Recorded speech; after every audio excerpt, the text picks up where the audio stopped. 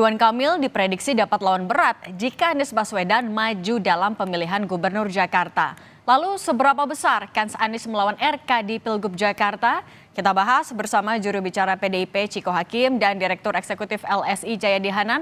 Selamat sore semuanya. Sore Mbak Cindy. Sore Cindy, Mas Saya mau ke Jayadi. Bang Ciko dulu. Bang Ciko, setelah pertemuan kemarin kan sebenarnya sinyal dari Ketua DPD PDIP Jakarta kayaknya oke, bilangnya insya Allah. Pintunya juga udah terbuka setelah putusan MK, tapi Anies bilang masih nunggu. Apa sih yang masih dikalkulasi sama PDIP? Kan pendaftaran bentar lagi.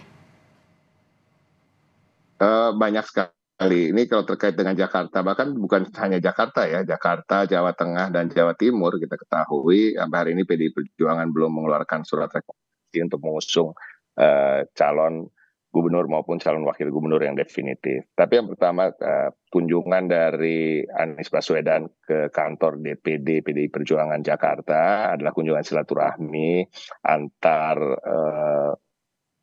pihak, yaitu Mas Anies yang sudah begitu lama tahunan mengenal kader-kader PDI Perjuangan yang bekerja dan berada di DPD, tingkat DPD PDIP Jakarta. Ada Mas Pras di situ, ada juga Mas Putra Nababan yang sebagai caleg dari daerah pemilihan Jakarta Timur, apalagi Pak Adi Wijaya atau Pak Aming, disapanya biasanya. Jadi pertemuan itu pertemuan biasa, pertemuan kekeluargaan. Ada Bang Masinton juga yang dekat dengan Pak Anies dan kawan-kawan dan sahabat-sahabat Pak Anies. Pembicaraannya memang lebih banyak terkait dengan gagasan dan hal-hal yang sifatnya tidak terkait dengan apakah Pak Anies akan diusung atau tidak. Karena itu bukan ranah dari DPD. Ranahnya DPP, ranahnya Ibu Ketua Umum, khususnya untuk daerah-daerah yang saya sebutkan tadi strategis kami anggap. Tapi bahas gagasannya artinya lagi menyamakan frekuensi berarti sama Pak Anies? Bisa juga, bisa juga. Jadi gini ya, kita ngomong apa adanya aja. Pak Anies sedang berusaha untuk mendapatkan tiket maju di pilkada.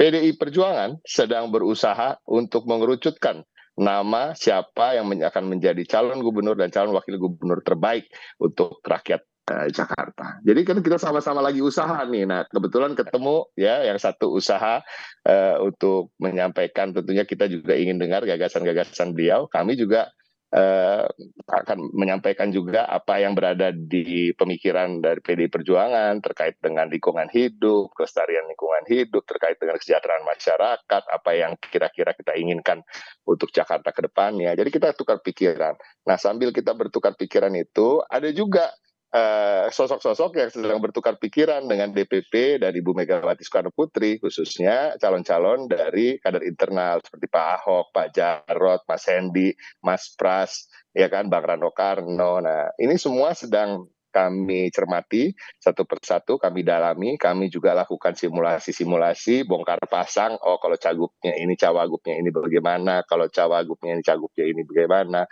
kader internal dengan kader internal dipasangkan, atau tokoh luar dengan kader internal dipasangkan.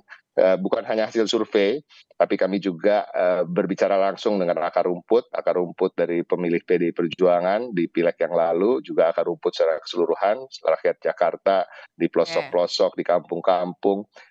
Kami ingin tahu mana yang penerimaannya paling baik, mana yang ada resistensi, mana yang kira-kira pasangan yang akan sangat bisa diterima, dan gagasan-gagasan seperti apa yang diinginkan oleh masih bongkar masyarakat. pasang. Nah, kalau Mas Jayadi melihatnya sebenarnya apa sih yang masih dikalkulasi untung ruginya? Kenapa sampai saat ini masih belum mendeklarasikan mendukung Anies atau tidak? Apa Mas Jayadi? Saya kira kalkulasinya paling tidak ada di 3 ranah ya, ada 3 aspek. Satu aspek elektoral, yang kedua aspek ideologis, yang ketiga aspek politis gitu. 3-3 itu yang sedang dikalkulasi. Dan 3-3-nya cukup menantang untuk PDIP ya. Yang pasti ada, tadi Bang Ciko udah menyebutkan ada common denominator, ada kesamaan kesamaan platform umum antara Mas Anies dengan PDI pada saat ini. Mas Anies kalau mau nyalon untuk pilkada DKJ ini tidak ada pilihan lain, dia harus ke PDI. Jadi itu kepentingannya. Saat yang sama PDI Perjuangan kalau ingin menang dalam pilkada kali ini, salah satu yang bisa memperbesar peluang menang PDI adalah dengan bergabung dengan Anies karena diharapkan basis-basis Anies yang masih cukup loyal bisa membantu PDIP untuk memperjuangkan kemenangannya sebagai gubernur. Nah, dua hal itu bertemu. Tapi kalkulasi kalkulasi ini secara elektoral ya. Kalkulasi elektoral ini menjadi agak lebih sulit atau menantang katakanlah begitu karena PDI sendiri punya calon lain, calon gubernur yang juga cukup populer yaitu Ahok. Nah, saya kira secara elektoral ini yang sedang mereka hitung, mana yang secara elektoral lebih besar kemungkinannya. Yang pasti kalau mencalonkan Anies atau mencalonkan Ahok, menurut saya dua-duanya bisa kompetitif berhadapan dengan Ridwan Kamil. Itu udah pasti.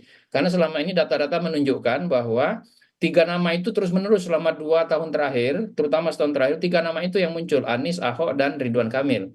Nah, jadi tinggal lagi antara Anies dan Ahok itu PDI Perjuangan harus menghitung mana yang secara tidak hanya kompetitif tapi juga bisa memenangkan pertarungan. Itu yang sedang dihitung saya kira. Yang kedua tadi juga disinggung oleh Bang Chiko soal aspek yang sifatnya ideologis. Kita tahu bahwa selama ini dalam perpolitikan Indonesia, perpolitikan Jakarta, ada jarak yang agak jauh antara Anies dengan PDI Perjuangan dan calon-calon PDI Perjuangan. Nah, itu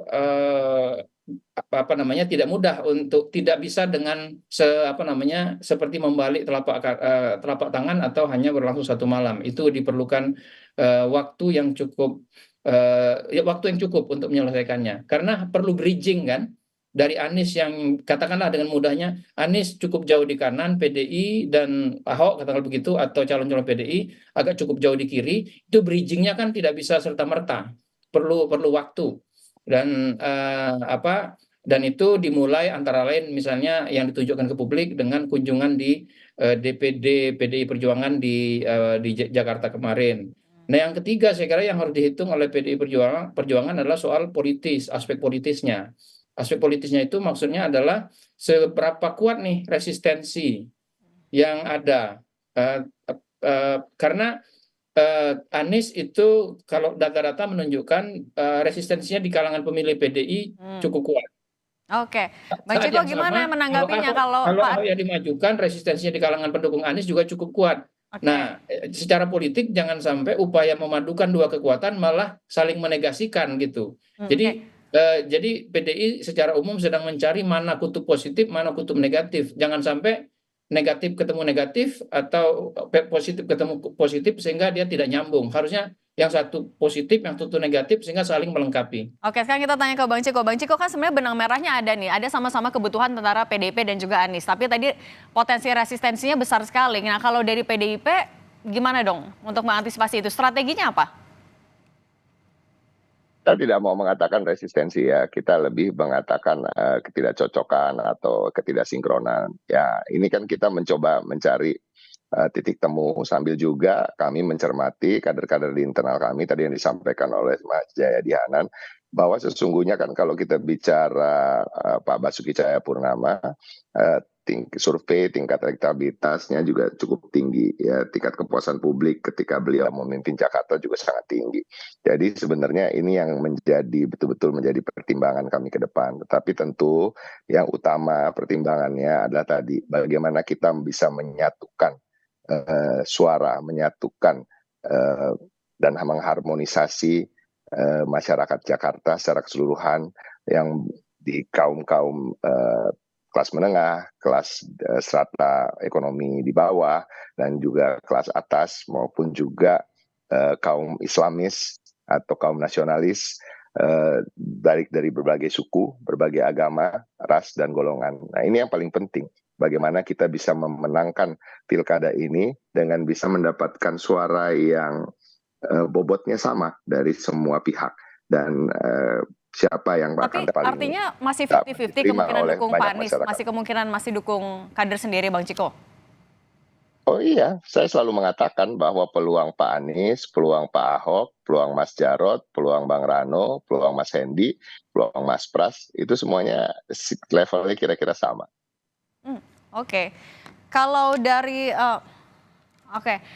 Oke, artinya nanti kita lihat aja dari tanggal 27 sampai tanggal 29 apakah PDI Perjuangan akan mendukung Pak Anies atau dari kader internal, kita akan tunggu sama-sama. Terima kasih Bang Ciko dan juga Mas Jayadi sudah berbagi di Kompas Petang, sehat selalu. Terima kasih. Terima kasih.